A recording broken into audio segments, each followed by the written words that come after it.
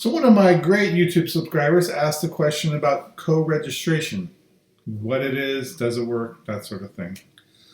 And I wanted to delineate the differences between co-registration, just regular solo ads, and guaranteed lead program. Now, co-registration, which I've done a ton of, is literally what it says. Somebody signs up for multiple opt-in forms at a time. They fill one form up, but they end up on multiple pages. How I've used this before is as a buyer of leads.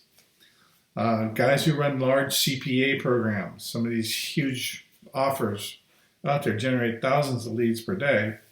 And they sell those leads to other companies. And what they do is when somebody opts into their web form, is it will opt into my account, the next guy, as many as they want to sell, which gets to the heart of the problem. Somebody opts in to buy maybe a business opportunity and they end up on 25 different web forms. So if you're going to buy co-registration leads, which I still do, you never see it as a solo ad customer, because what we do is we take those people through a process where we filter them and segment them and get rid of the complainers and make sure that what we're emailing is just regular, people who want to find out about something. That's the issue with co-registration, is you absolutely have to treat them a specific way. And really, this is true of guaranteed leads. They're on your list legitimately, and they don't know why they're there. They don't know your name. They don't know who you are. They just know you sent them an email, and it's a pain in the butt. So are they going to hit the spam button? It happens more than, let's say, if you were like in a product launch, because let's say when I do a product launch, someone knows, oh, it's Bill McRae. Yeah, I just bought something from him. It's a different scenario completely.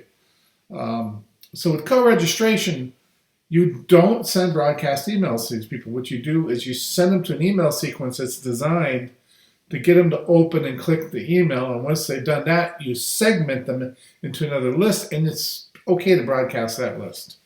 Although I think broadcast email is stupid. There are guys that want to beat their chest about winning JV contests, stuff like that.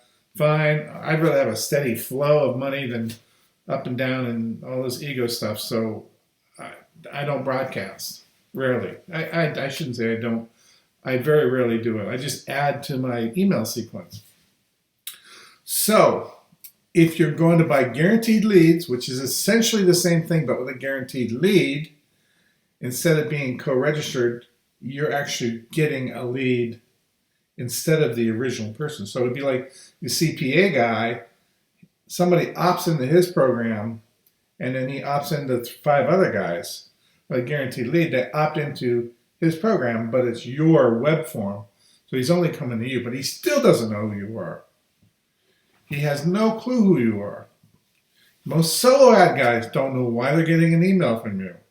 You have to develop some sort of rapport, get them to open emails, get them to talk to you about what they're interested in before you start pounding them with offers. And that's why segmentation is so important.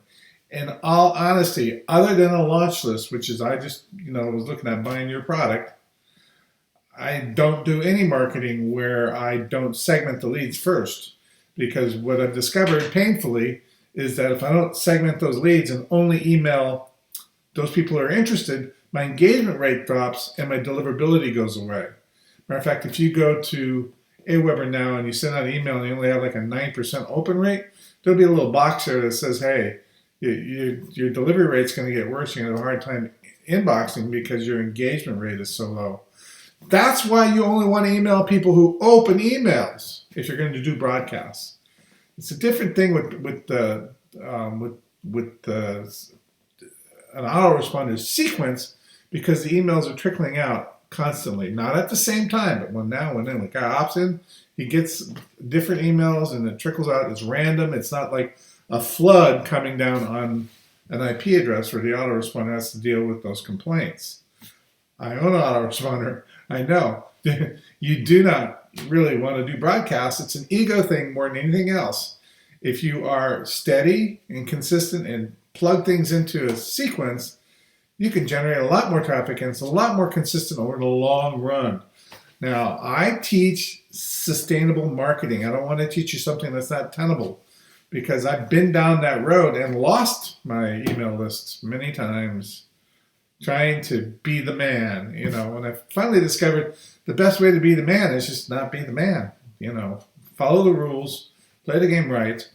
But anyway, if you want to do co-registration, just make sure you know how to segment your leads, put them through an email sequence, make sure they're not complaining, and if they open and start clicking, then you can blast them.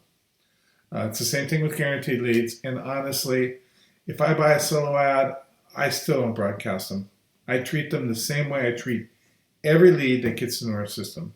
One of the big parts of what we do, because we own an ESP, is we have multiple servers, multiple channels, and we get direct injected data into our database, or leads into our database, and we deal with finding out who's interested in what on one machine and then move it to another machine, different set of SMTP servers and all that stuff to affiliate market, and then even a different one to do broadcast email, or to do solo ad email marketing, which is, again, it may be a solo ad, but we still don't broadcast. They just go into a 90-day sequence of emails.